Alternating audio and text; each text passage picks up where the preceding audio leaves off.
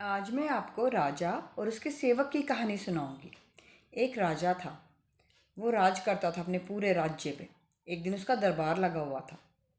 तो सैनिक दौड़ते दौड़ते आए कि महाराज, एक आदमी है जो आपसे मिलना चाह रहा है। तो राजा ने कहा, अब तो दरबार ख़त्म हो गया है, अब मैं किसी से नहीं मिल सकूँगा, टाइम हो चुका है। तो वो बोले, नहीं महाराज, वो तो बड़ी ज़ोर ज़ोर से चिल्ला रहा है और कहता है आपसे ही मिलना है उसको। तो मंत्री बोले, कोई बात नहीं महाराज, हम सब यहाँ बैठे तो हुए हैं, आप उसे बुला लीजिए। तो राजा कहता है, ठीक है सिपाहियों, उसको बुला के लेकर आओ। वो आता है अंदर। राजा कहता है, क्या बात है? कहता है, महाराज मुझे ना आप अपने यहाँ नौकरी दे दीजिए। तो राजा कहते हैं, तुम कौन सी नौकरी करोगे? बोला, आप ना मुझे अंगरक्षक बना लीजिए अपना। तो राजा बोला, ठीक है, मैं तुम्हें तो अपना अंगरक्षक बना लेता हूँ। तुम तनख्वाह कितनी लोगे? बोला, मैं एक दिन की 1,000 अशर्फिया लूँगा सोने की। तो राजा ने सोचा, ये अशर्फिया तो बहुत ज़्यादा मांग रहा है, एक दिन की 1,000 मांग रहा है। पर चलो, जब ये इतना मांग रहा है तो इसका काम भी अच्छा होगा, रख के देख लेता हूँ। तो राजा उसको काम पे रख लेता है। वो खूब राजा की सेवा करता है, 24 घंटे राजा के साथ रहता है। सुबह से शाम तक राजा के साथ रहता है, चाहे वो शिकार करने जाए, युद्ध पे जाए, कोई भी काम हो राजा के साथ रहता है। लेकिन रात को जब राजा सोता है तो वो उसकी जाग के पहरेदारी करता है, पूरी पूरी सेवा करता है। तो राजा को भी लगता है कि 1,000 अशर्फिया देना ठीक है। पर राजा सोचता है, ये इन 1,000 अशर्फियों का क्या करता होगा, ये तो बहुत साधारण सा रहता है। तो एक दिन राजा उसका पीछा करता है, तो राजा को पता चलता है 500 अशर्फियाँ तो वो गरीबों को दान दे देता है। थोड़ी और आगे जाता है, 250 अशर्फिया वो मंदिर में दान कर देता है। और 250 अशर्फिया ले जाके अपने घर में अपने बीवी बच्चों को दे देता है। तो राजा को लगा, ठीक आदमी है, इसको 1,000 अशर्फिया मैं दे सकता हूँ, इसको अपने पास रख सकता हूँ। इस तरह राजा का उसने विश्वास जीत लिया। एक दिन राजा सो रहा था और ये पहरेदारी कर रहा था। तो एक औरत के रोने की आवाज़ सुनाई दी। तो राजा जाग गया। राजा बोला, कौन है ये? बोला, महाराज आप यहीं रहिए महल में, कमरे में देख कर आता हूँ। पहले महल ऊंचे ऊंचे हुआ करते थे, पहाड़ियों पे हुआ करते थे, और नीचे रोने की आवाज़ आती जंगलों में। ये चला गया देखने। जब ये जंगल में गया तो इसने देखा कि वहाँ एक औरत रो रही है। उसने पूछा, आप कौन हैं और आप इस तरह क्यों रो रही हैं? तो उस औरत ने बताया, मैं लक्ष्मी हूँ, मैं इस राज्य में सुख शांति और बरकत लाती हूँ। पर अब मेरा ये राज्य छोड़ के जाने का समय आ गया है। अब मेरी बहन अलक्ष्मी यहाँ पर आएगी, इसलिए मैं रो रही हूँ। मैं इतना अच्छा राज्य छोड़ के जाना नहीं चाहती। तो ये कहता है, ऐसा क्या किया जाए कि आप यहीं रह जाएं? बोली, मेरी बहन अलक्ष्मी को आपको एक बलि देनी पड़ेगी। बोला, किसकी बलि चढ़ाऊं? बोला, अपने बेटे की। तो उसने कहा, ठीक है, आप यहीं रुकिए, मैं अभी आता हूँ। ये चल पड़ा। ये अपने घर की तरफ चला गया और घर जाके इसने अपने पुत्र से कहा कि राज्य में अलक्ष्मी आने वाली है। अगर मैंने तुम्हारी बलि दे दी तो वो अलक्ष्मी नहीं आएगी और लक्ष्मी जी यहीं विराजमान रहेंगी और इस पूरे राज्य में सुख शांति रहेगी, बरकत रहेगी। तो बेटा कहता है, कोई बात नहीं पिताजी, आप मेरी बलि दे दीजिए। तो अपने बेटे को लेके वहाँ आता है। जंगल में माता के सामने ये अपने बेटे की बलि चढ़ा देता है। पीछे पीछे इसकी पत्नी और बेटी भी आ रहे होते हैं। तो बहन जब देखती है कि मेरा भाई मर गया तो ये तलवार उठाती है और अपनी गर्दन भी काट देती है। दोनों बच्चों को मरा हुआ देखकर उसकी पत्नी इतना दुखी होती है कि वो तलवार उठाती है और अपनी गर्दन काट लेती है। ये सब देख रहा था तो ये सोचता है कि जब मेरे बेटा ही नहीं रहा, बेटी नहीं रही, पत्नी नहीं रही, परिवार ही नहीं रहा, तो मैं किसके लिए जीऊँगा?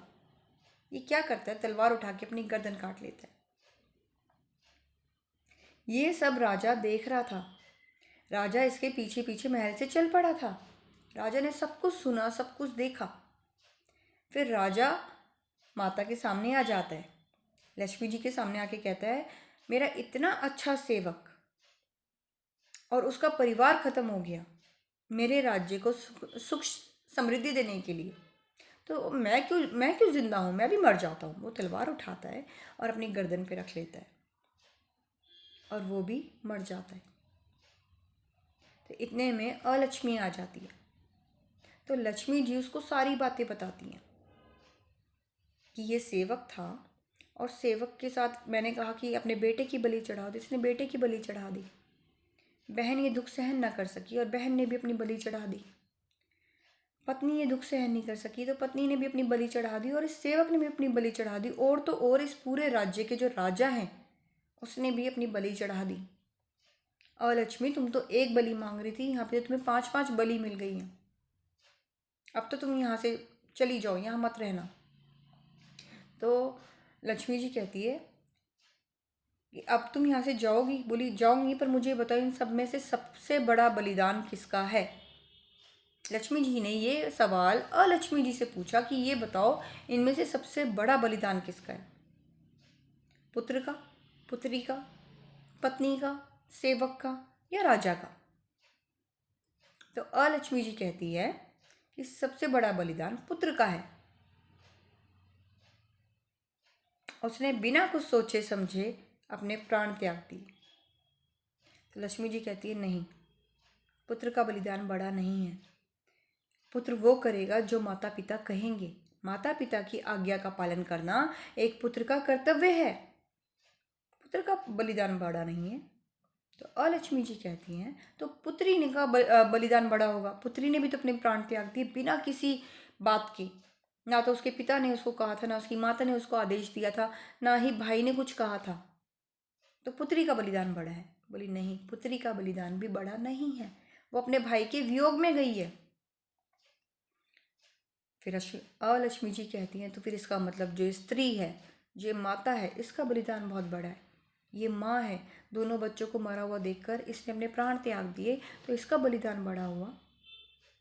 लक्ष्मी जी बोली नहीं, इसका बलिदान भी बड़ा नहीं है, क्योंकि अपने बच्चों को मरा हुआ देखकर कोई भी माँ जीना नहीं चाहेगी। इसने मोह में, अपने बच्चों के मोह में अपने प्राण त्याग दिए। फिर अलक्ष्मी जी कहती हैं इसका मतलब इस सेवक का जो बलिदान है वो बड़ा है। अपने राजा के लिए इसने अपने पूरा परिवार खत्म कर दिया। इसके बच्चे चले गए, इसकी पत्नी चली गई, ये खुद भी मरने के लिए तैयार हो गया। इसका मतलब इसका बलिदान बहुत बड़ा है। तो लक्ष्मी जी बोली नहीं, इसका बलिदान भी बड़ा नहीं है, क्योंकि ये एक सेवक है। राजा की सेवा करना इसका कर्तव्य है। ये राजा से उस बात की पूरी पूरी तनख्वाह भी लेता है। तो अपने राजा के लिए अगर इसने प्राण त्याग दिए तो वो कोई गलत बात नहीं है। इसका बलिदान भी बड़ा नहीं है। लक्ष्मी जी बोली मैं परेशान हो गए, बाप बताओ किसका बलिदान बड़ा है? बोली सबसे बड़ा बलिदान राजा का है। राजा अगर नहीं मरता, बलिदान नहीं देता, अपनी बलि नहीं चढ़ाता, तो हम क्या कर लेते? अपने राज्य में आराम से सुख भोगता। सेवक ने अपने बेटे को बलि चढ़वाना था, जो वो पुत्र था उसकी बलि दे दी गई थी। अब इससे क्या फर्क पड़ता है? इसके राज्य में तो लक्ष्मी रहती, मैं रहती, तो इसे बलि चढ़ाने की क्या जरूरत थी? अपनी इसने बलि चढ़ाई, इसका मतलब राजा होते हुए भी इसने सेवक के बारे में इतना सोचा, तो राजा का बलिदान सबसे बड़ा है। इतना सुनते ही अलक्ष्मी जी वहां से चली गई। लक्ष्मी जी ने उन पांचों को जीवन दान दिया। उन पांचों ने लक्ष्मी जी के पांव छुए और लक्ष्मी जी भी उस जंगल से अंतर्ध्यान हो गई और उस राज्य में सदा सदा के लिए रहने लग गई। और सेवक का परिवार भी खुशी खुशी रहने लगे। राजा ने उस सेवक को और ज़्यादा अशर्फियाँ दी और बहुत खुश हुआ कि ऐसा सेवक जो मेरे लिए, मेरे राज्य के लिए अपने पूरे परिवार का बलिदान दे सकता है। राजा ने खुशी खुशी अपना आधा राज्य भी उसे दे दिया और इस तरह कहानी खत्म होती है। कभी कभी मैं सोचती हूँ कि ऐसे लोग भी थे क्या पहले, जो अपने पुत्र की बलि दे रहा है अपने राजा के लिए, अपने राज्य के लिए। आज के टाइम में तो ऐसे नहीं है। तो इस कहानी से हमें ये शिक्षा मिलती है कि हमें अपने कर्तव्य का पालन करते रहना चाहिए। चलिए फिर कल मिलते हैं एक नई कहानी के साथ, एक नए किस्से के साथ। तब तक के लिए राधे राधे।